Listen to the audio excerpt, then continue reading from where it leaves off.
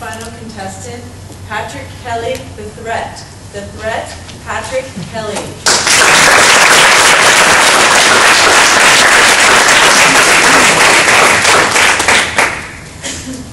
Fellow elitists, they are out there and they are a threat.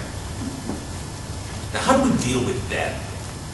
How do we address them? Now, as our illustrious current president has shown us, if they're even a 1% threat, they're against us, we are justified in going after them. We don't have to wait until they do something. We can go after them preemptively. Now, how do we do this? Do we round them up? No. Unfortunately, we're not like some other enlightened countries. In America, we don't round people up. We undermine them, we make them look bad, we give them bad press. So my goal today is to present 3 ways to give them bad press, to make them look bad. The first way, promote cell phones and iPods. Because it makes them live alone. And I'll explain that. Secondly, we need to promote the use of the word got and verbal contractions. Why? It dumbs them down.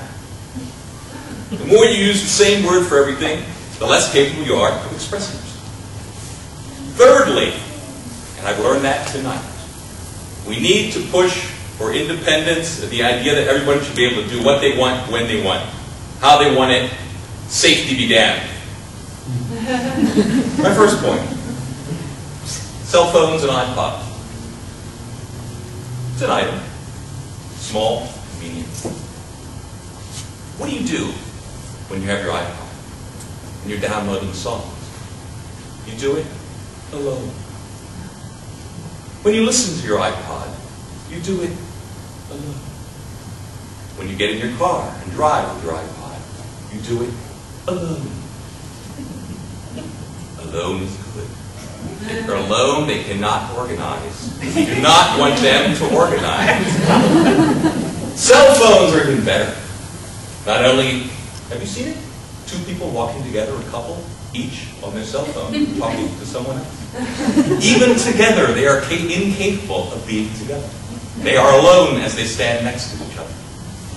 Not only that now, cell phones have nickel in them. Many people are developing rashes on their faces because they use it so much.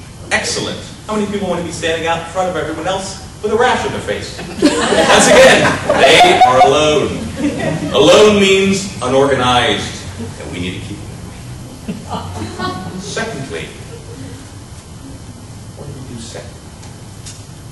We get them to use the word God. Now, why do we do that? Think about it. Do you get me? Instead of, do you understand?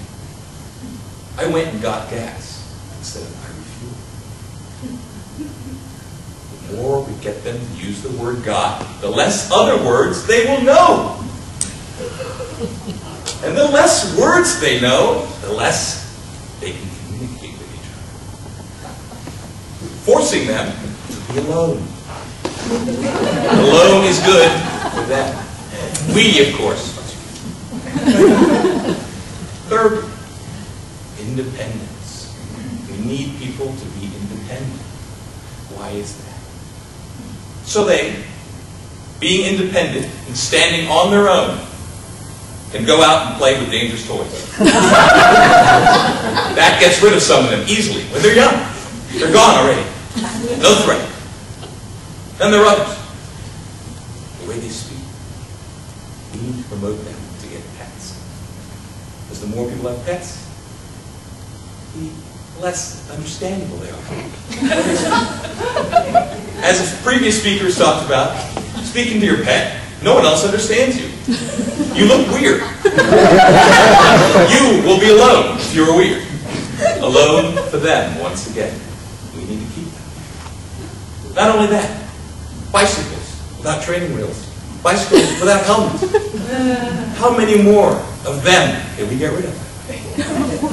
So we must remember, independence is something good to push, because they we'll use it the wrong way. Cell phones and iPods, brilliant tools to keep people alive, especially them. The worst of all, the worst group of them, I hope you all agree, Toastmasters. Pit of vipers must be eliminated because they are the only thing that stands between them